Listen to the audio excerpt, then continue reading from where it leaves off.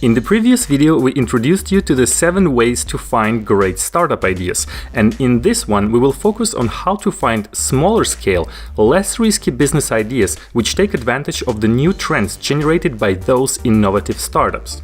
But just to be clear, this video is not about how to evaluate those ideas. They might be good or bad, but that's another topic. This video is really about how to come up with those ideas to start with.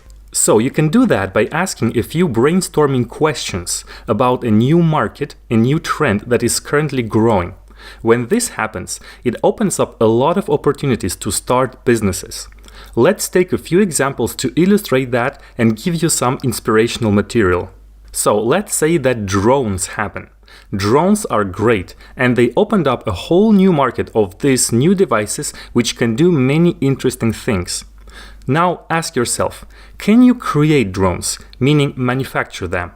Well, this is more like a high-risk, capital-intensive startup idea.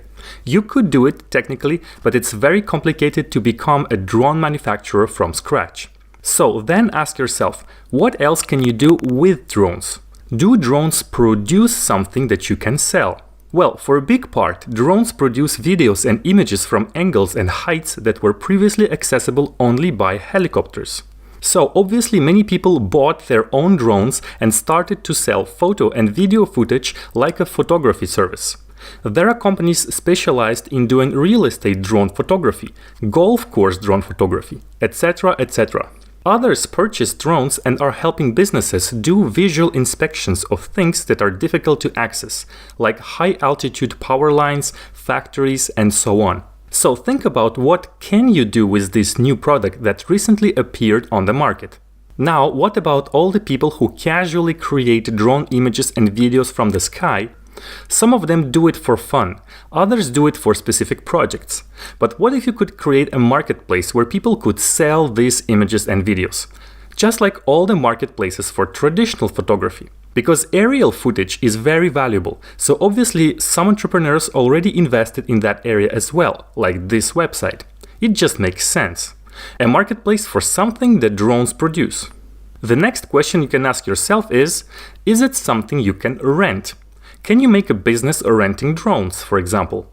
Well, you probably can, because drones are expensive, and there might be a market of people who very rarely need to use a drone but don't need to buy one. There is a German company called Grover which rents all kinds of innovative technological devices. And these kinds of businesses are very local. Think about it. It's really tough to rent something that you need to ship far away. So if there's no such company in your local market, that might be something you could consider doing. Next question you can explore is, can you create services around that new product?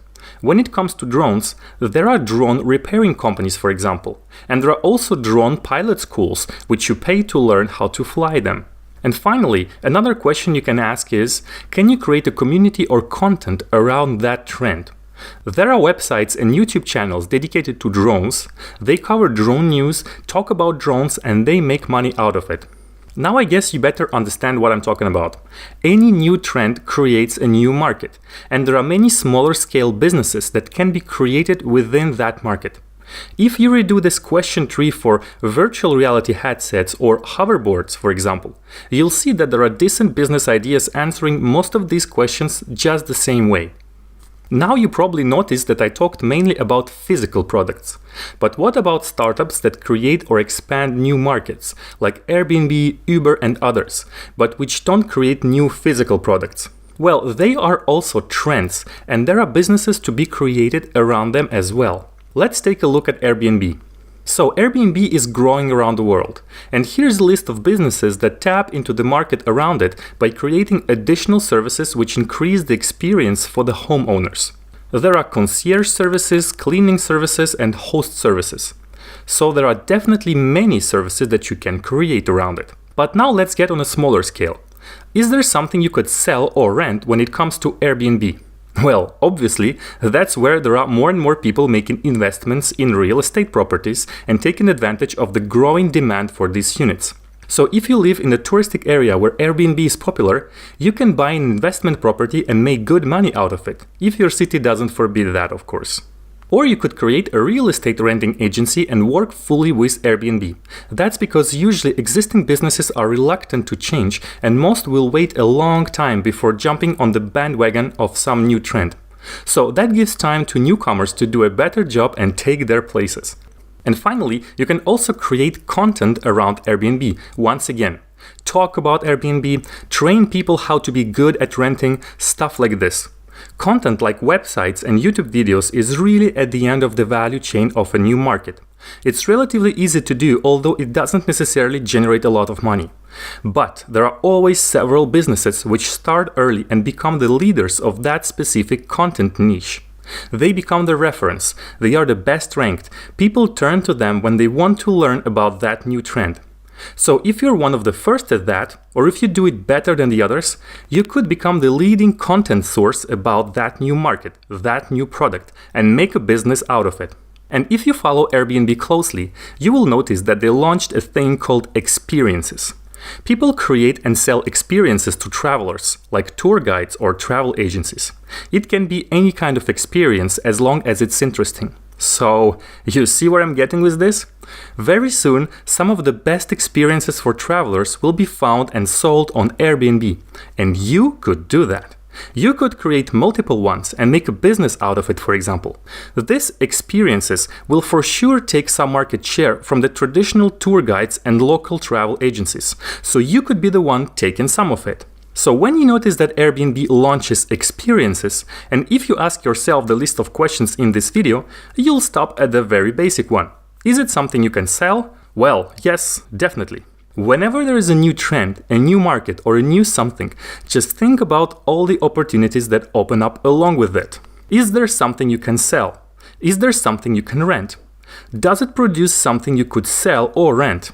Is it something you can extensively and regularly talk about, or create a community around? Can you create a physical space around it, like an entertainment area, etc., etc.?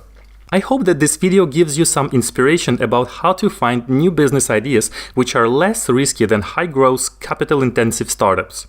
If you're interested to learn more, especially how to evaluate and launch those ideas, check out our great startup course by following the link in the description.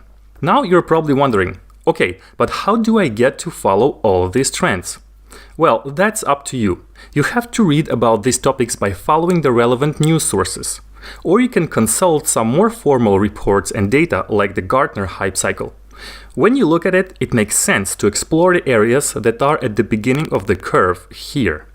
Of course, it doesn't mean that they will all succeed and create new markets, but if you want to do business, you have to take risks.